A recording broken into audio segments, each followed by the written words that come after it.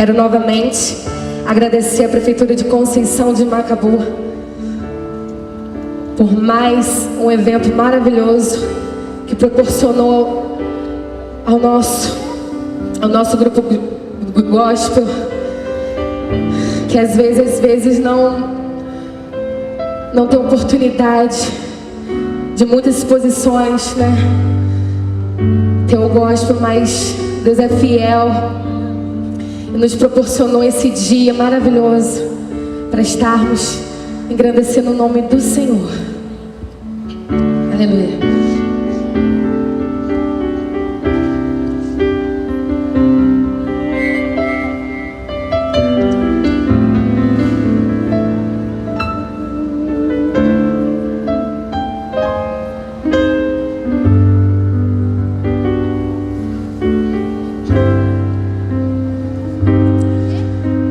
Coloca a mão no seu coração nessa noite. Coloca a mão no seu coração. Eu quero que você tenha um momento seu e com o Espírito Santo de Deus nesse momento agora. Fala com Ele. Expressa para Ele. Ele é seu melhor amigo. Ele é seu melhor amigo. Às vezes nós contamos segredos para algum amigo, e às vezes na hora de orar a gente fica, ai Deus, querendo procurar palavras difíceis, mas nós esquecemos que o Espírito Santo de Deus é o nosso melhor amigo. Então nós devemos falar com Ele como se, com o coração quebrantado. Eu queria nesse momento que você fizesse isso. Fala com Ele todas as suas necessidades. Conversa com Ele. Em nome de Jesus.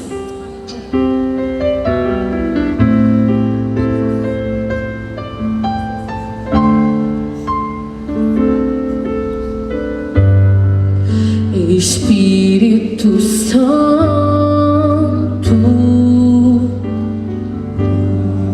meu Consolador. Espírito Santo, Espírito Santo, sabes quem eu sou, e mesmo assim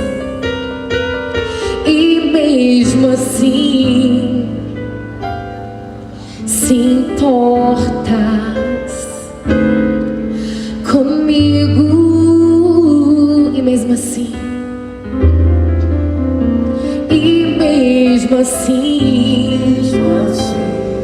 moras em mim,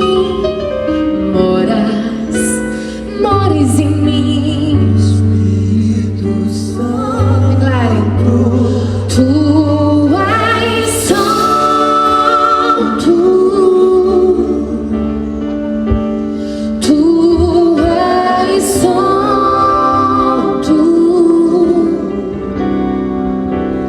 Que outra palavra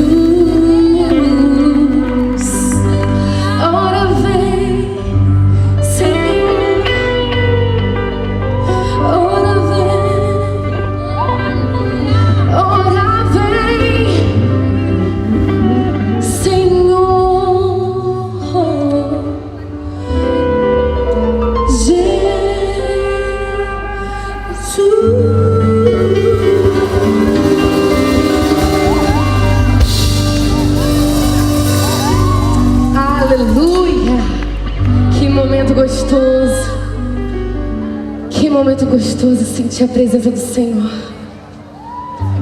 Mas nessa hora eu gostaria de convidar meu amigo e companheiro Sanderson, que ele estará ministrando rapidamente a palavra. E nós voltaremos a cantar de novo. Amém? Amém, a paz do Senhor para todos. A paz. Amém, tem alguém aí? Eu quero ouvir um Pai do Senhor bem bonito. A paz do Senhor para todos. Amém. Eu vou deixar uma rápida palavra. Fui convidado aqui pelos nossos amigos e prometo que vou ser breve. Está em Atos dos Apóstolos, capítulo 20, versículo 24, que diz assim: mas em nada tenho a minha vida por preciosa, contanto que se cumpra com alegria a minha carreira e ministério que recebi do Senhor Jesus, para dar testemunho do Evangelho da graça de Deus.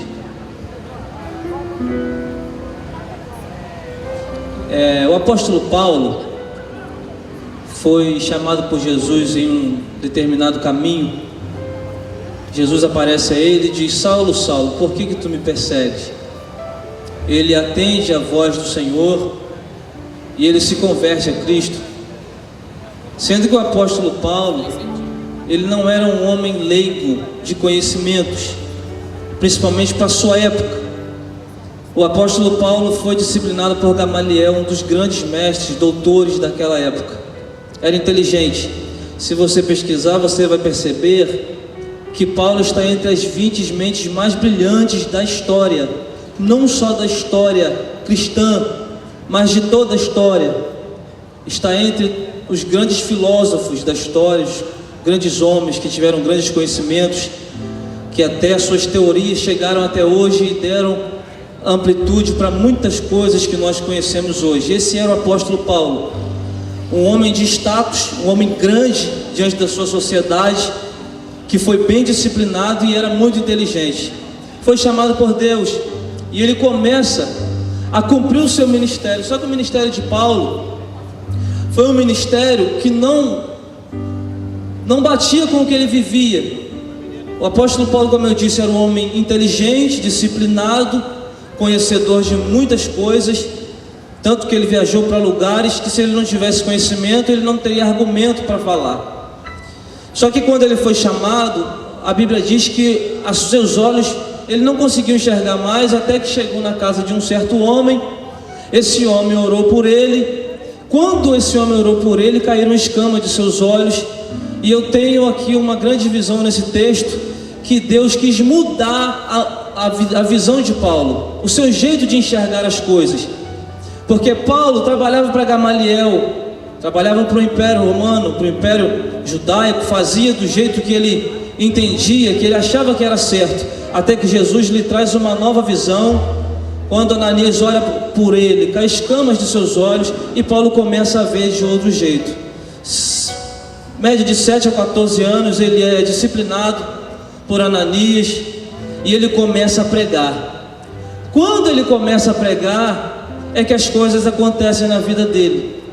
A vida de Paulo, de pregador do Evangelho, de comprometido com o Evangelho, não foi uma vida de um homem rico. Paulo, se nós formos colocar de acordo com o nosso contexto, Paulo não era um popstar do Evangelho naquela época. Paulo não andava nos melhores carros, não usava as melhores roupas, não era alimentado pelas multidões. Ele até diz: eu trabalho de dia e prego à noite, para não ser pesado a nenhum de vocês. E quando chega aqui nesse capítulo que nós lemos, no capítulo 20, no versículo 24, Paulo está saindo da cidade de Éfeso. Ele, saindo da cidade de Éfeso, ele ajunta os anciãos da cidade e dá um discurso para aqueles anciãos. Só que antes de eu falar sobre esse discurso, eu quero dizer para vocês o que era a cidade de Éfeso. Quando ele chegou em Éfeso, que era uma das cidades da Ásia Menor, ele encontrou um templo da deusa Diana. Aquele continente era muito tomado por idolatrias. Existiam vários templos de deuses, e quando Paulo chegou em Éfeso, ele encontrou o templo da deusa Diana. A adoração à deusa Diana era feita com orgias. Eles entravam dentro do templo para adorar a deusa Diana. Eles faziam orgias para adorar a deusa Diana. Ou seja, Paulo encontrou naquele lugar algo não muito diferente do que é o mundo de hoje. Paulo já encontrou ali um nível de baixo escalão moral muito grande, e ele teve que lidar com isso na sua época. Ele começa a pregar, e se você olhar o capítulo 18 e 19 do livro de Atos, os adoradores da deusa Diana começam a se converter. E detalhe, a cidade de Éfeso era uma capital de comércio, porque os templos, ou seja, as estátuas da deusa Diana eram de prata. Então era muito comercial, vinham viajantes para comprar as estátuas da deusa Diana. Então era uma cidade comercial pelo potencial das estátuas da deusa Diana. Quando Paulo chega naquela cidade, ele encontra um comércio forte, uma adoração forte, uma deusa forte naquela cidade, e ele chega sozinho para pregar o evangelho nessa cidade. E você já vai entender o que eu estou querendo dizer para você. Quando ele começa a pregar, as pessoas que adoravam a Diana pegam aquelas grandes estátuas que eles comercializavam, que viviam daquele dinheiro, e começam a jogar nas praças daquela cidade e a queimar, a derreter aquelas estátuas, porque estavam se convertendo a Cristo. Ou seja, quando Paulo chegou em Éfeso, ele derrubou o império da deusa Diana, as estátuas de adoração de Diana foram derrubadas, o Espírito Santo fez uma grande obra naquela cidade, através da vida de um homem de Deus compromissado com Deus em uma cidade. Ele conseguiu mudar o tipo de adoração, o tipo do comércio, o tipo de todas as coisas que eram feitas. A imoralidade sexual foi transformada, e agora eles começaram a adorar a Deus. E eu quero que você compreenda o que eu estou dizendo. Quando eles começam a crescer o evangelho, alguns dos adoradores da deusa Diana que não se converteram começaram a perseguir Paulo, até que ele soube da notícia que ele ia morrer. Só que no coração dele ele tinha um projeto de ganhar almas para Deus, e ainda não era o tempo de morrer. O que é que Paulo faz? Eu vou morrer, mas eu ainda tenho cidades para pregar. Ele ajuda os anciãos, como eu disse aqui no capítulo 20. Ele ajuda os anciãos, ajuda os pastores. Acredito que estavam ali grandes homens que continuaram a obra de Deus em Éfeso.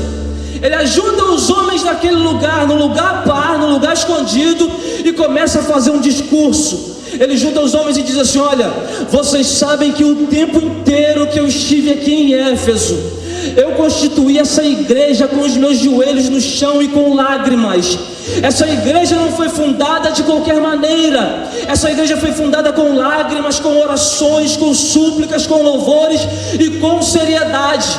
Agora eu vou embora, pode ser que nunca mais vocês me vejam, mas eu vou, e eu não sei o que vai acontecer comigo, para onde eu vou. Pode ser que não seja diferente do que o Espírito me revela. Isso é Paulo dizendo para os anciãos e chorando. E ele diz: pode ser que não seja diferente do que o Espírito Santo me revela em todas as cidades que eu entro. O que seria? Ele me revela que eu vou enfrentar cadeias, prisões, calúnias, difamações, surras, açoites. Aí ele diz o versículo 24 que mexe com a minha alma: mas todavia que se cumpra em mim o propósito que Deus quer fazer na minha vida. Esse foi o discurso de Paulo, em lágrimas. Agora, o que eu estou querendo dizer para nós, o tanto do comprometimento de Paulo aqui é o que me deixa muito tocado com essa palavra. Ele está saindo fugido porque ia morrer, e ele precisava pregar em algum lugar. Ele está indo para Roma, e Roma era a cidade mais cruel daquele lugar. Os romanos haviam matado Jesus há poucos anos. Eles sabiam o que era o Império Romano, e ele estava indo para lá. Mas ele diz: todavia que se cumpra em mim aquilo que o Senhor projetou para mim. Eu quero falar um pouco hoje sobre pessoas comprometidas com o Evangelho. Aqui